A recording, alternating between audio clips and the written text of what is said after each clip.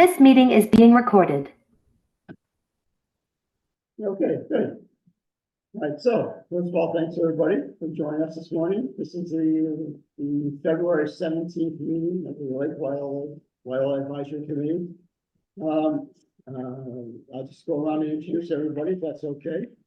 At the town hall, we have John Gorey, Howard Kinder, and John Kinder, and myself, Mark Rivers. Online, we have Art Keene, Catherine Hilton, Bob Douglas, Dave Green, Frank McGinn, Mary David, Tom Sieper, Tracy McNunn, and Walter Tibbetts. So right now, it's, we have a quorum, so we're all set to go. And everybody okay so far? So our first order of business here is to review and maybe approve the minutes of our last meeting, which was on January 20th. I'll give everybody a chance to take a quick look at them.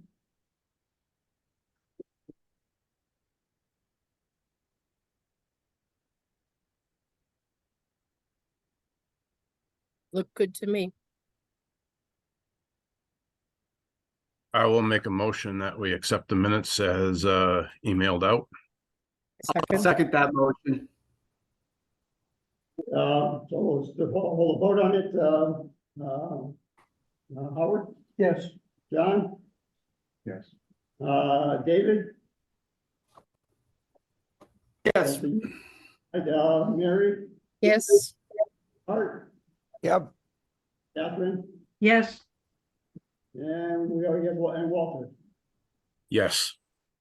Okay, so we have approval of the minutes. Thank you very much.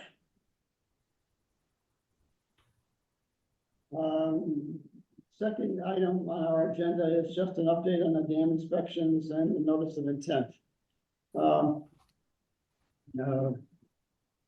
Where are we with this? We have, first on the dam inspection, the report for the 2023 dam inspection is completed and was sent off to the Office of Dam Safety, I guess it is, by Morris Root. This is his last report that he's been doing for us. We have there's basically nothing unusual that I noticed in the report, just the same issues that we've had for the past 4 to 6 years. Just routine maintenance that's needed. This report was also sent to a company called GZA, who is the company that's going to be our new dam engineer. They'll be doing our 2005 inspection and excuse me, but it's just not as clear as when it was clearer earlier in the meeting, the audio. I apologize, but it's definitely different. I know there's an issue with the internet here. Yeah, there's a slow wireless connection. If you would speak very slowly, it would help. The pace would definitely help, please. Okay, that I can do. All right, so our new dam engineering company is known as GZA, and they're located in Springfield.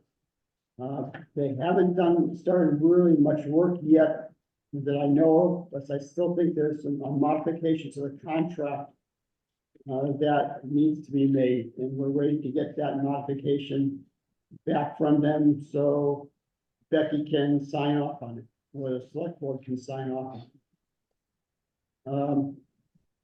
Well, we have sent them, or I have sent them all the historical documents, all the historical inspection reports, previous notice of intent and orders of conditions, the wildlife habitat evaluation, so their first task is to start working on that notice of intent. They'll be working with all the noble agencies and taking care of it for us this year, hopefully. Any questions on dam inspection and or notice of intent? Bob? Great. Thank you, Mark. And forgive me, I just wanted to cover some of the things you just mentioned as far as the notice of intent. That's a notice of intent that you've applied for, that you sent them, or was there a previous notice that you sent them?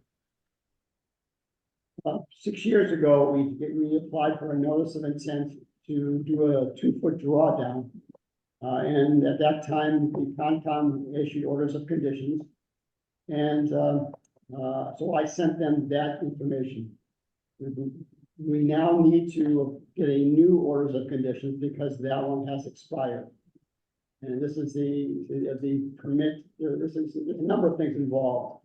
One is a permit to lower the dam in the lake in the wintertime to protect the dam or the concrete facing of the dam. They're also going to work on the Chapter 91 permit for the dam itself, which no one ever had and didn't realize we needed.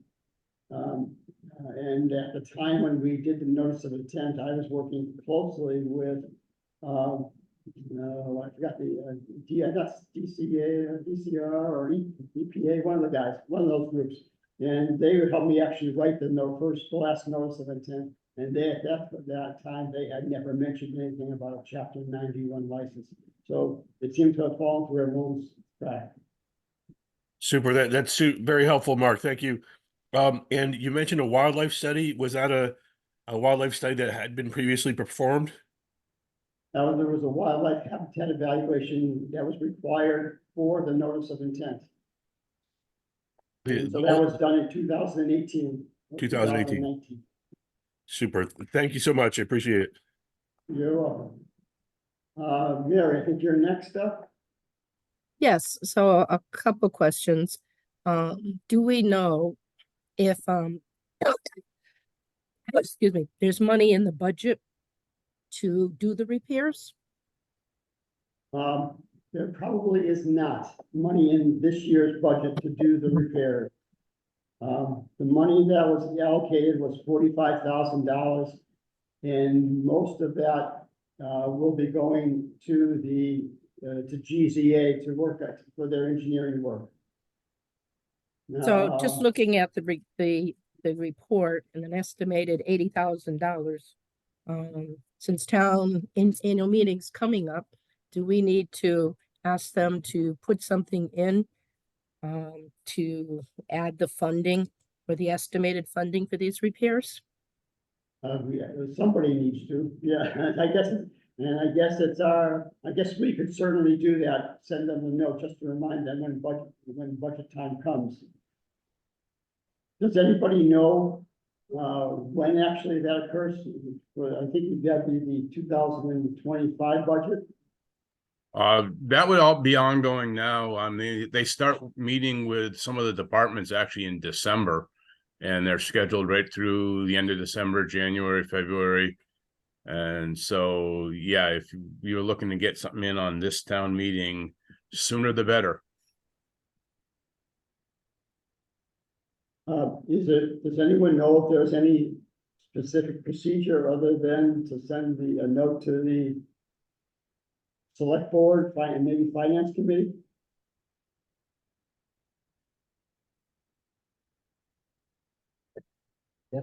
Again, I'm really not sure. I would start with talking with Becky and asking her what the proper procedure is for, an agency like ours to come in and request money, or remind them that they need to request it. I guess everything kind of has to start with her. I'm sure Eric, who's a member of the committee, would know the proper procedure to getting something before the select board to get on the meeting agenda. I would go there, Mark.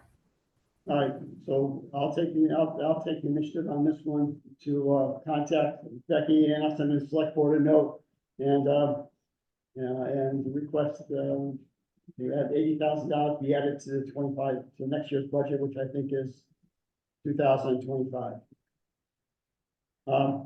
Just as a matter of priorities, these aren't crucial repairs. These are kind of routine maintenance that have been stable for at least 6 years.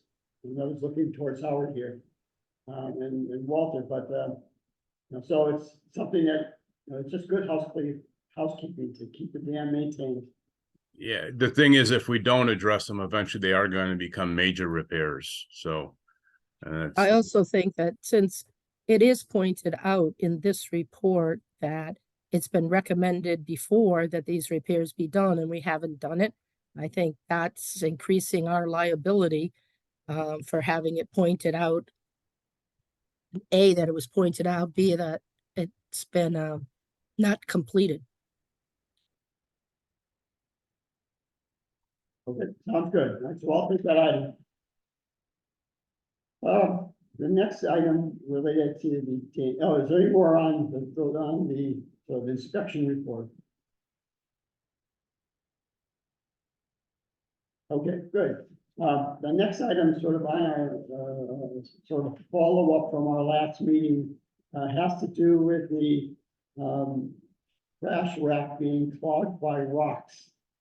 And I will turn this over to Walter just to give us a brief summary of what he saw last, fall when he cleaned the trash rack.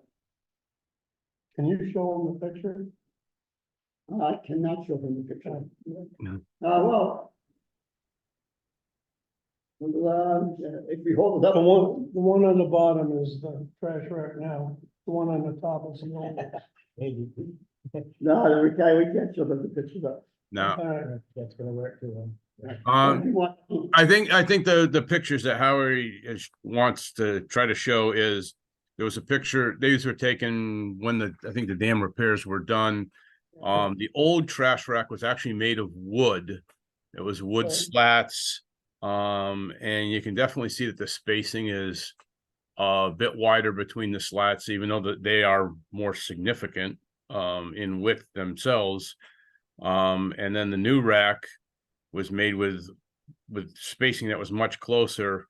The thing was, it was also made out of the vertical bars were made out of 5/8, I believe, rebar, which was very rough surface, especially once it starts corroding and rusting a bit, and became basically it's like Velcro to anything that was coming by, and it really grabs any leaves, sticks, the fishing line, and leads itself to getting plugged up consistently. We never had to clean the rack out before, but since it's been replaced, we do it on the average of twice a year, especially in the fall when leaves are coming down and that. So that has been an issue for a while that we've been talking about.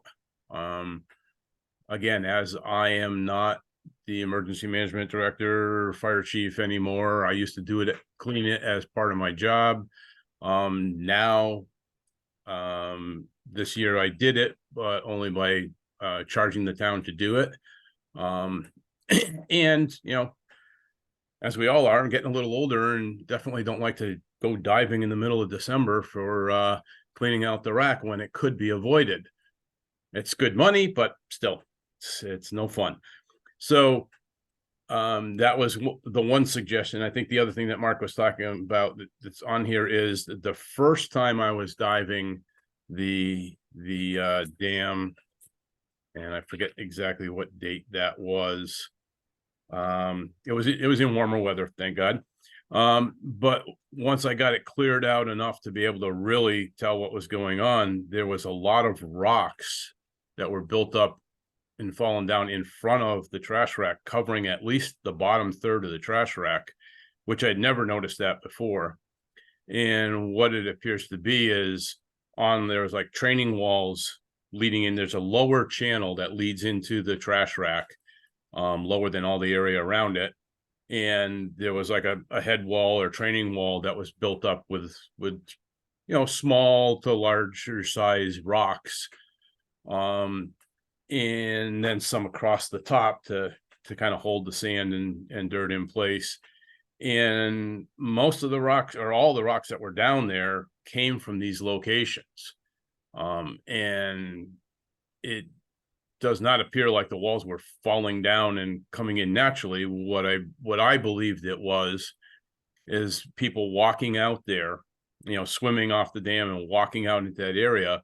And if you don't really know the area, you're walking along and it goes down gradually, and all of a sudden there's like a 6-foot drop off. And, when they hit that and they're standing on those rocks get displaced because there's only just sand and muck holding them in place. And the same thing with the sidewalls.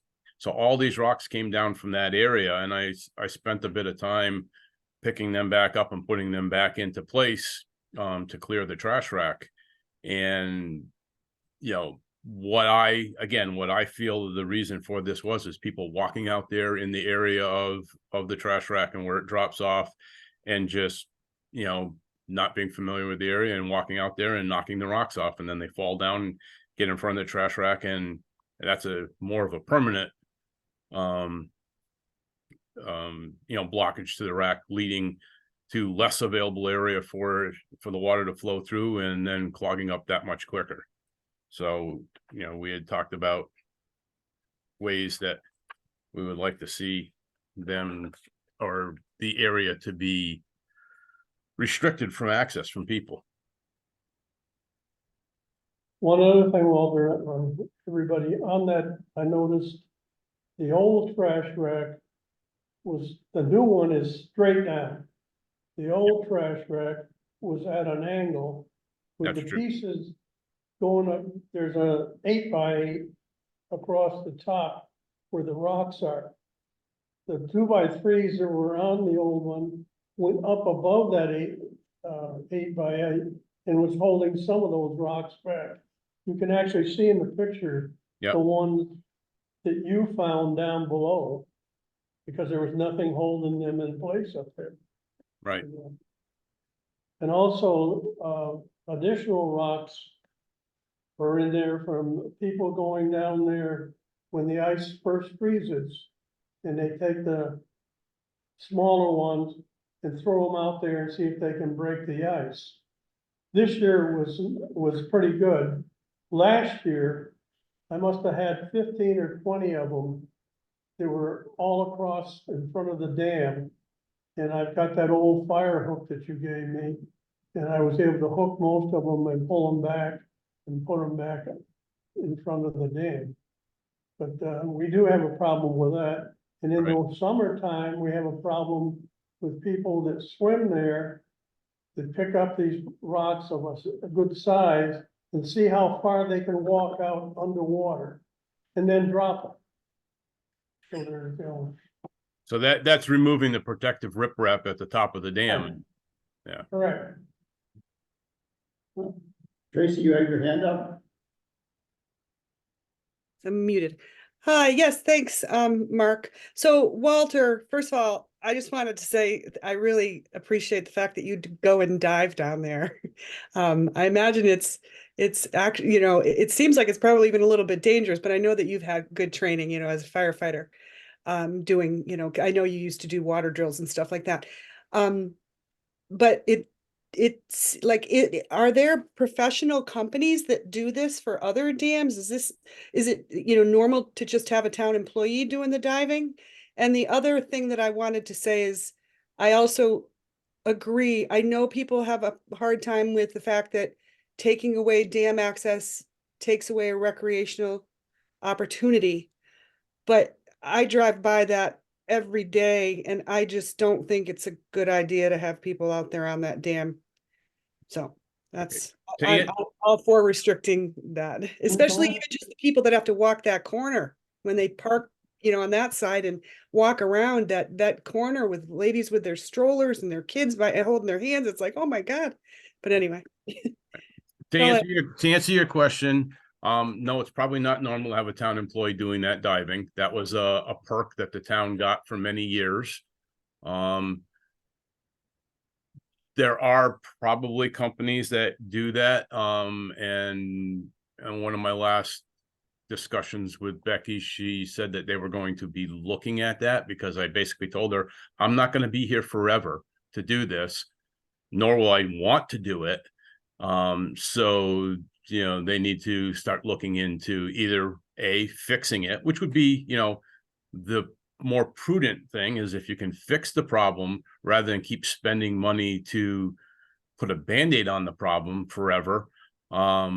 But there are probably other companies and people that would do it, probably nowhere near as cheap as what I even charge them. So yes, that that could be done. And yes, the people see that as a recreational facility, but many places you go, dams are not recreational facilities, and most of them are set up such that there is no access to them.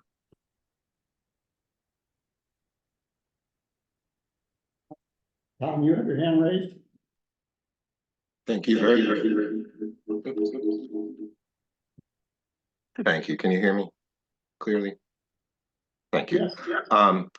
I just wanted to ask Walter to clarify, because I believe at your last LWAC meeting, Walter said he didn't know what caused the rocks to be there, and that there wasn't any evidence that people had caused it by walking there.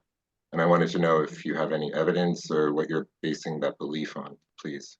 Well, it was stated in the last meeting, because I read my actual report that I did with the invoice, and in the fourth paragraph it says, and I'll quote it, "Of significant note was the fact that many rocks of various sizes were built up against the lower half of the trash rack.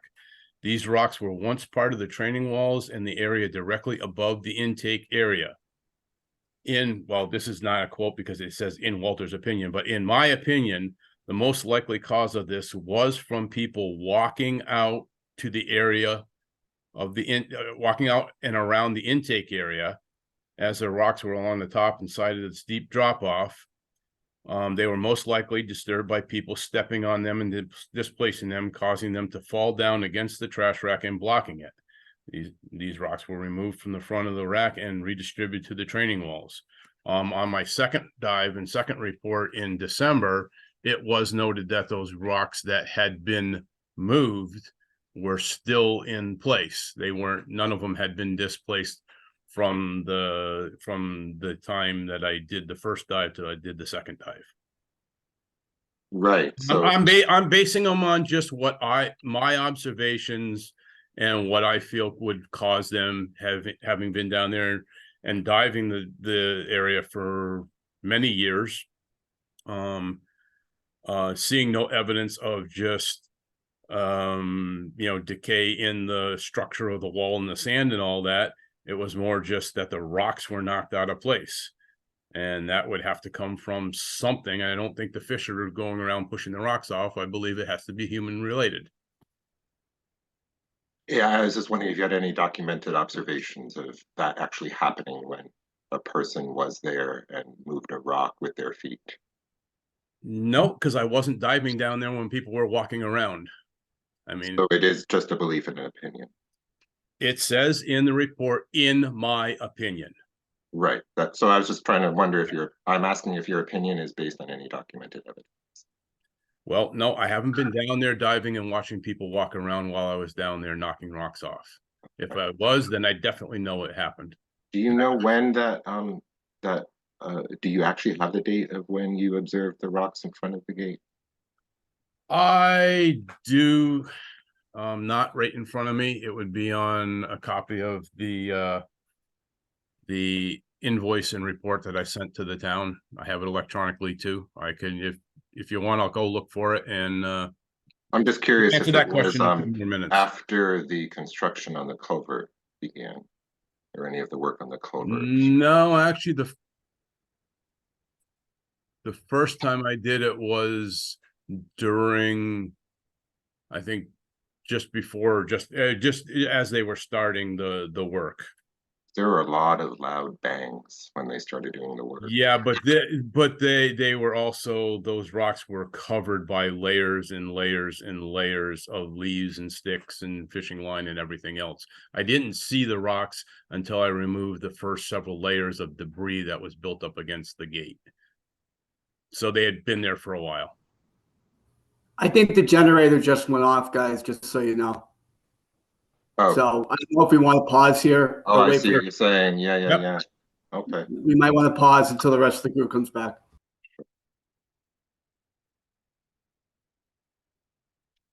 Thank you. And we start the, okay, can you guys hear us? Yep, I think you're back. All right, Yes. good. Well, I also just wanted to point out, thank you, Walter, for clarifying that. I just thought it was possible that it might be construction related, among other possible things that we might not have observed, like water action.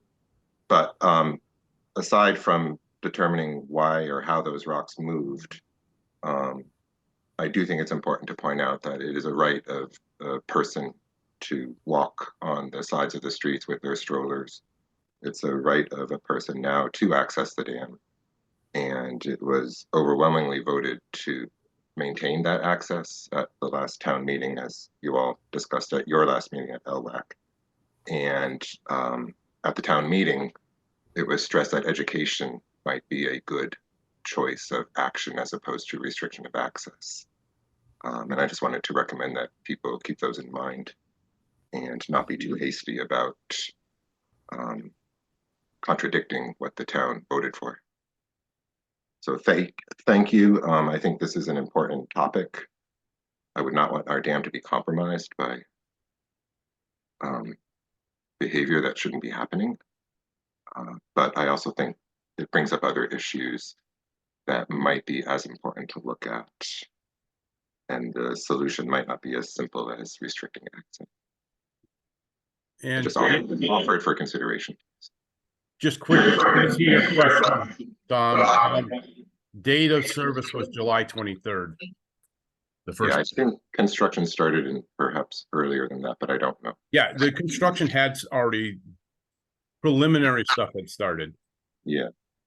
So. I know that at least I'm pretty sure some residents, I can't speak firsthand, noticed like abutting residents noticed that their houses and properties were vibrating, for example, at different times. So I would just hate to misapply why the rocks moved to something that we don't know. And if we just don't know why they moved, I think we have to admit that if we don't have solid proof. Okay, forward to John. Got some comments? I appreciate Tom's comment. I just wanted to speak because I was the one that presented the potential bylaw at the town meeting. One thing I would contradict on what Tom said was that it was overwhelmingly voted to maintain access to the dam. In fact, there was a difference of 3 votes. I'm sorry, I didn't realize that. And I said it was actually a difference of 3 votes at the town meeting. I'm sorry, I didn't know it was so close. I forgot about that. Excuse me. Overwhelmingly was not an accurate word. You're right. Excuse me on that. But they did vote. It was also a very low number of people that voted. They did vote to maintain access, but also some people got up and explained why they want access, and you know, I get it. I think we all get it because people do enjoy it and have for years, etc. But the idea that because we once did, we should always, and that it's town property. I mean, some people pointed out there's a lot of town property where there are restrictions. And at the town meeting, though, a lot of people thought it was draconian to just restrict entirely. And everybody said we should be looking at other avenues. But I have spoken to a number of people who came back and spoke to me because I presented the issue at the town meeting. And I haven't had one person come to me and give me one of those avenues of how it is that we potentially restrict people from getting out there, except for what I heard at this last committee meeting of starting to look at restricting perhaps swimming there, or look at whether that should be a boat launch. And those are potential things that I think we maybe could look at. Maybe it shouldn't be presented as a bylaw at the town meeting. Maybe it's simply a regulation. But I understand people's reticence to take away this area for recreation. But I would like to emphasize that this is a working dam, and that there are people downstream that are in potential hazard conditions here if anything happened. We're supposed to be looking at this at first, primarily as a municipal facility. If we can enjoy it also recreation-wise and not have anybody get hurt, then fine. Let's hear those suggestions and how we take an avenue to do that. One last thing, goes back to the report that we just got from Morris Root. And I'm just going to read at the bottom of his recommendations. It says, the dam owner is reminded that dam safety regulations from the Commonwealth of Massachusetts state that the owner, that's the town, shall be responsible and liable for damage to property of others or injury to persons, including but not limited to the loss of life resulting from the operation, failure, or misoperation of a dam. I don't think any attorney would have too much trouble arguing that allowing people to use this dam as a recreational facility might constitute misoperation of a dam, and the town is responsible for that. So, if there's ways we can modify people going out there, let's hear it, let's do it. Let's not have just a lip service about it since the town meeting, and maybe start to look at that. But I will embrace otherwise- your invitation. I think you're being hyperbolic. And I embrace your invitation again, and I will work on solutions and hope to come to you with something in writing. Okay, But I'm please don't sorry. exaggerate, and please let's keep it reasoned. Let's base I'm everything on sorry. evidence and proof. Okay, Thank I you don't very mean to much. come. I will Thank you, Tom. embrace finding a solution. Okay, I'm sorry. I didn't mean to be talking directly at you. I was just expressing frustration from the number of people that I have spoken to. When I do give that back to them, nobody really has any answer. How they just want to continue things, it seemingly, as they are. It just seems foolish. And I'm sorry, maybe I am coming across hyperbolic. I apologize for that. It's just become an ongoing issue with me, not something that gets discussed once a month between certain people. So I apologize. I was trying to bring people up to speed as to where we are from the town meeting. It's all good, and I really feel up to speed. I thank you. Tom, I'm gonna turn the mic over to Tracy, who has her hand raised. You don't mind?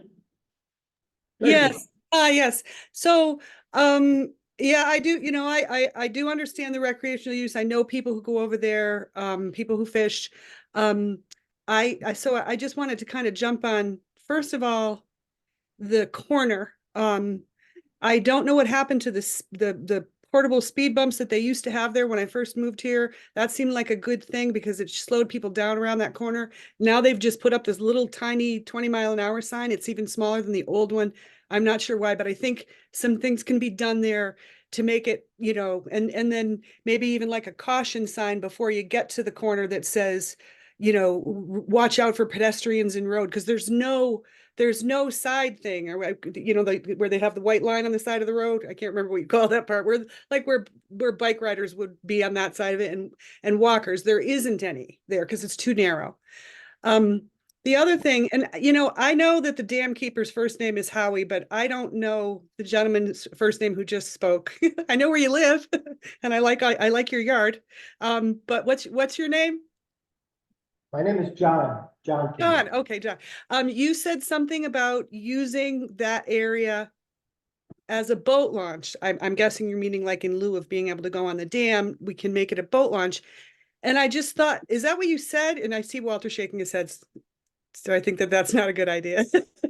All right. I won't go any further. Maybe just like kayaks and canoes, but probably not like speedboats. Because I know there's an issue with the boat launch having, you know, there's a problem with the land use grant use of that as a speedboat launch, and you know, a mitigating alternative to that over at Southbrook Conservation is to have another location for boat launch. And I thought, you know, oh, here's a good idea, but Walter's shaking his head, so I trust Walter.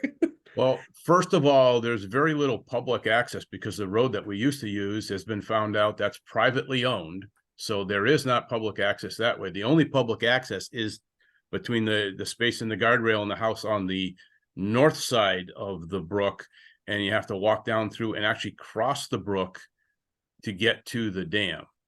And the other thing to keep in mind, there's one thing about, we're all looking at it as residents of the town that have used it, but in the past few years, the amount of use coming from out of town people who come out there with their little kids and have them running around on the dam, cooking, camping, leaving all their trash, leaving dirty diapers and stuff like that around, or throwing them over the edge of the dam into the brush and all that, has been a significant factor towards all this too.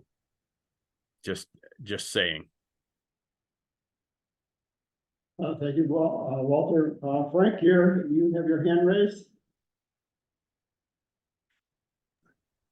Yeah, thank you, Howie, I would love to see the pictures of the before and after the trap, because what you said to me, and I think what Walter agrees, was the first trap had an angle, and now the rebars are just straight and rusted and corroded. And I heard Mr. Tibbetts tell me that at the a building inspection I did at the Hearst building.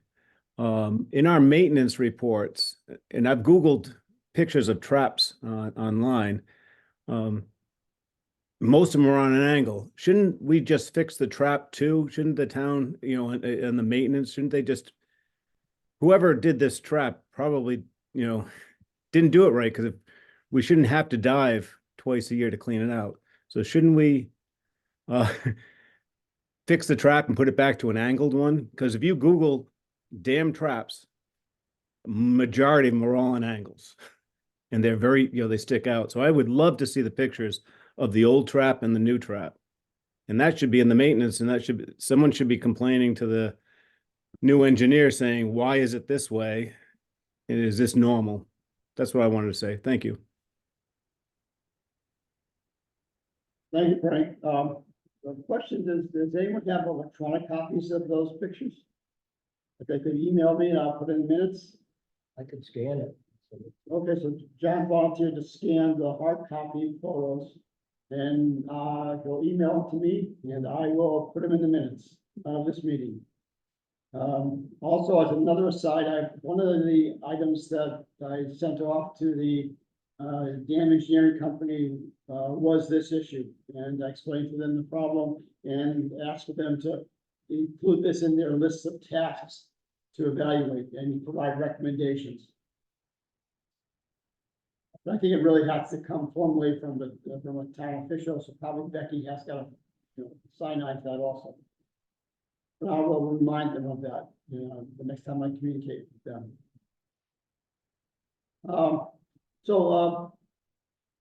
We've had some lively discussions here, and good discussions. I'd be open, the floor's still open for other opinions on what we should we recommend anything to the town as an advisory group, or should we what's the group's thoughts? So I'll keep the floor open for a few more minutes, maybe hear from some of the other members. One thing, if I could, is that although restricting access or not restricting access is going to be a very touchy subject, and will take quite a while to mitigate.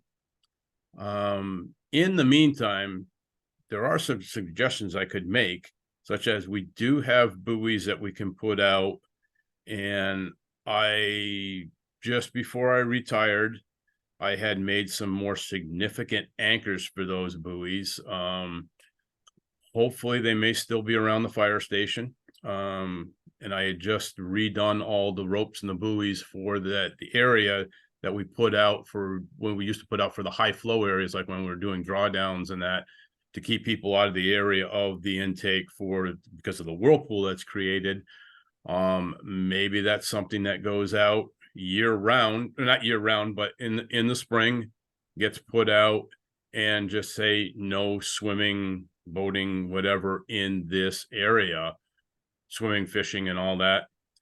We do know that people still try to fish in there, and the hooks and the lines get caught in the buoys and the anchor ropes, but it would keep people hopefully from walking in that area and displacing those rocks, where it doesn't totally restrict access to the dam, but it does restrict access to an area basically for safety. I have seen items that get sucked against that dam, such as large fish and turtles. If a fish can't swim out of that current, a little kid isn't going to swim out of that current. And I would certainly hope that it doesn't take a small kid getting sucked onto the gate and dying to make us do something about this area, whether it's restriction or fixing the gates or whatever.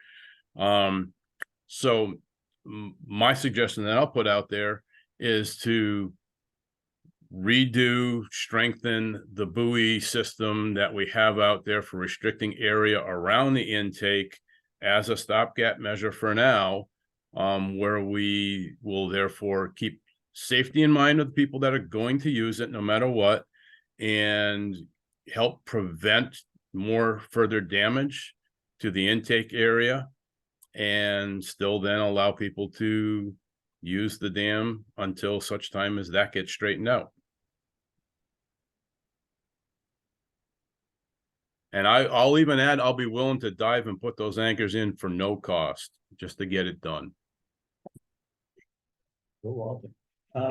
Comments? It's a good idea. This is how we're talking. I do have, the area around the gate shed marked, probably should be redone again. And it states right in the concrete, no fishing or swimming from this area. And, it hasn't stopped everybody, but it stopped most of the people. But it probably should be redone. Tracy has her hand raised. And I would just add, you know, that seems to cover the actual literal dam, but I do remember like a year or more ago, when you all were discussing this and bringing it to town meeting, the idea of putting up no parking signs on that side. And I thought that was actually gonna happen, but they're not there. It just seems like a good area not to allow parking, because it seems it would also restrict people's ability to park up there, to walk around that corner to get to the beach, and also to go to the dam. So that would be something that I would also add. When the beach parking lot is full, the people start to park there. And that's where I think there's a problem. And I think putting those speed bump, it was like a plastic speed bump or something back, and then some signage, because I really worry the most about somebody getting taken out from behind with a car or a truck going around that corner. So no parking signs are gonna be put up this summer. Oh, good, okay. And then when they paint the yellow line in the road, they're also gonna do white lines on the edge of the road, going up as far as Great Pines Road. And for speed bumps, the reason they were taken out, if you lived in that area, a truck coming through, even if he slows down, the noise of all the equipment would bring you out of a dead sleep. It was Okay, terrible. In fact, I live up in the woods and I could hear okay. So I think we have sort of a proposal here for this committee to recommend to the select board that to address this issue, we would improve the buoy situation, maybe add the buoys, add the weights, improve the signage on the dam to say no swimming or fishing directly around the intake of the sluiceway valve. Does that seem like a reasonable proposal? Well, It does seem reasonable, Mark. Especially in combination with the no parking signs going on. Let's see what happens when those go up. Because that's going to be a big change. Howie, just out of curiosity, who's going to monitor the no parking there? Has the town, has the police department said they're going to honor that? Police department, yes. Okay, thanks, Howie. So how about does anyone disagree with that approach? Or want to modify the approach of improving the buoys, improving signage right around the area that we're talking. So right around the Gate shed. the gate shaft. So, anyone disagree with that? No. No. I think you should make a motion, Mark. What was that, Dave? Say again? I think perhaps you should make a motion Okay, so I'm gonna make a motion that this committee recommend to the select board that signage be added for no swimming or fishing around the gatehouse, and it's already there, except it's just painted on the ground. And to add stronger weights and buoys to restrict access specifically around the gatehouse, and for reasons of safety and person and usual safety. I'll rephrase that better in writing. But so, that's okay with everybody, let's have a vote. I I'll second that motion. So we have a second of the motion, then we'll just vote on by members. So Walter, your thoughts? I vote aye. All right, Art, Yes. Dave, Yes. Mary, Yes, John, Yes. Walter? Yes. I'm sorry, Howard, I was looking at Howard. Yeah. Everybody votes yes, so there's no. How about Catherine? Yes. Catherine, I apologize. Jeez, Mark. I know. I know. It's the age. Seeing Aye. none. All right, that was good, that was a good discussion, everybody, and, let's move on to the next item, agenda item. That's okay with everybody? All right, good. We have about 20 more minutes before the generator kicks off again, I think, so I don't want to keep it moving. Well, if it kicks off, we'll be back on in about 5 minutes. Next item on the agenda is, just an update on the FERCog water-based, plan. And there is no update. I sent them off my usual email, which I do every month, and no one responded. It could be because they're on vacation or someone's ill or something. So we don't have any update. I'm gonna ask Catherine if she knows if the Conservation Commission had any comments or any updates that they might have sent directly to them. no, Mary, I'm sorry. no, I don't have any updates. Didn't think so, but I just checked. Sometimes they communicate directly with Concom. No, we're still waiting to. Okay. That's, any other comments? I got, Tracy just raised her hand.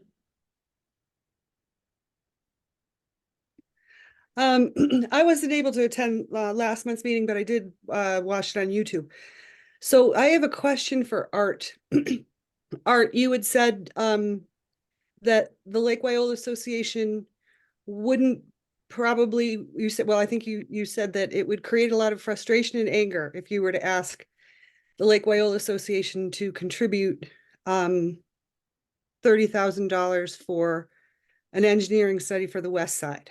And I know y'all voted not to do that, but my question for you is, because you said that Lake Wyola Association had almost all the money that they needed for the engineering study.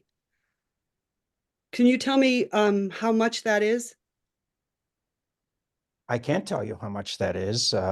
You'd have to go to the treasurer's report because there's a fund for that, or you could reach out to Bob Douglas. I don't think those were my words, frustration and anger. Well, you did say that. You were saying it tongue in cheek, but so I was just expressing what you were saying, that you didn't feel if I said that, I misspoke because I have no idea. I can listen to it, but the question is the amount of money. There's no way to look at a treasurer's report because there's no financials on the website. So I just was wondering if you seem to know that they almost had all the money and you're a vice president on the board. So I figure you probably have. I don't know, probably 20, 25 grand. Maybe that's too much. I don't know. Well, that's way under what the engineering study was going to cost. So. Well, it wasn't what the engineering study was going to cost when we first started looking into it. How many years ago was that? Yeah, well, the idea was it was going to go up rather than down. Yeah, well, That's what we got. Or maybe that's not what we got. I don't know. I don't have the treasurer's report right here. Most expeditious way to get your hands on those numbers is to just shoot Bob a Bob Blanchett. Bob Blanchett. Bob and he- Blanchett. Okay, I'll copy you as well and say that you had said that to do that at the Yeah. web. Okay, thank you. Let's see, Bob Douglas has his hand raised. Oh, it's down. All right, Yeah, thank you. I just wanted to say that Bob Douglas does not have that report. So yeah, please check with the treasurer, which as you correctly said is Bob Blanchett. Yep. Sorry, Bob. I think, one of the essence of discussions with you, in my mind, was that no one's against the concept, it's just where does the money come from? I know in a much smaller scale, when there was a group effort, when there was an effort to spend money for a specific part of the lake, like, for example, the West Side Beach, the raft. It was the local residents chipped in to finance that. And so, if money was not like, and I think I said this, if money wasn't an issue, everyone would support it. So the question is, are there other alternative sources of money? And is someone willing to manage a fundraising activity as a potential source? Hey, Mark, as a side note, I mentioned the situation that the town of Leverett is dealing with now with Dudleyville Road. I would recommend that anybody on the committee read up about that. They're a little bit farther ahead of the game with what they're doing than we are. And the numbers to repair that one section of road are absolutely astronomical. I think it's a good dose of reality. So there was a very good detailed article in the Recorder a couple of weeks ago. I have it. But that information is all public information. So I highly suggest that we look at that. It really is going to provide an excellent template for what we're dealing with here at the lake. And there's also a bigger picture unfolding there with potential legislation in the state as far as dealing specifically with dirt rural roads. That legislation is based on policies that currently exist in the state of Virginia and the state of Pennsylvania. So it's a very detailed article, and I definitely recommend everyone read that. If anybody can get an electronic version of that article and email it to me, I can be happy to attach it and send it out to the committee. Mark, I already sent it to you. I sent it to you, the Select Board Conservation Commission. So you've got it in an email from me. That's why I had my hand raised. When did you send it out, Tracy? Because I don't believe I've gotten a recent email from you. Last week? Can you do me a favor and resend It it? was posted on Nextdoor, so I copied the link and sent it out to several of you. But yeah, I will resend it. Is the link accessible by everybody? Or do you have to be subscribed to the Recorder to get it? No, I was able to open it. It was, somebody posted on Nextdoor a link to it. And so I copied the link and sent it to the Select Board, to the Conservation Commission, to the Lake Wyola Association, and to you. So all those people will be listed in the, in the line. Maybe that'll be an easier way to find it. But it was definitely for me. Fresh Air Tracy is my Gmail. Yeah. But anyway, I'll resend it. You get 5 free articles a month. So you can open 5 for free. Okay. Thank you, Tracy. Thank you, Art. And any other comments on this matter?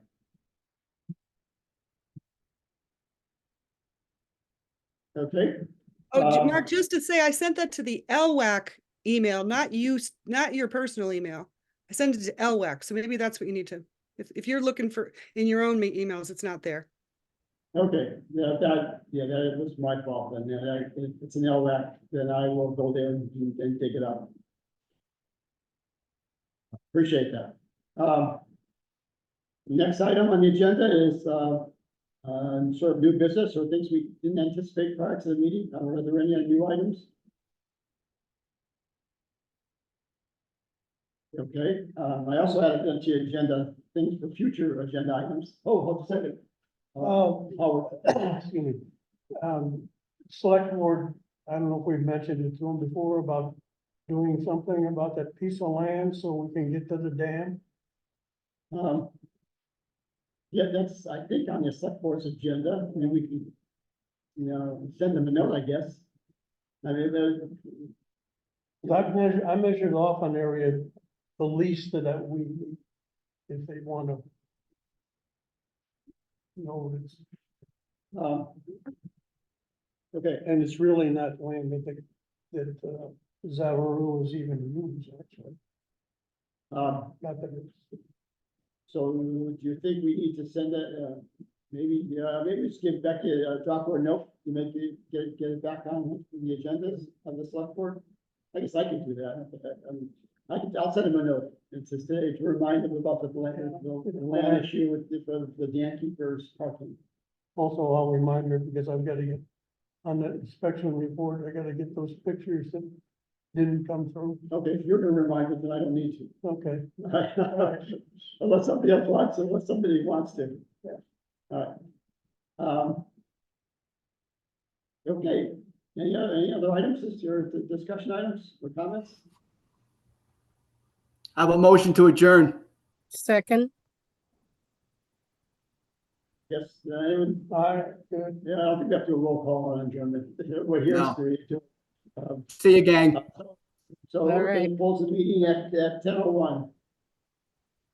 Thank you everyone for attending, appreciate it, and we'll start getting work behind the minute. Thanks, Thank you, everybody. everybody.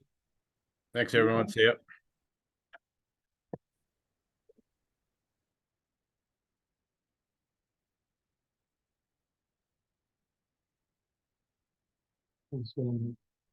Yeah, I was gonna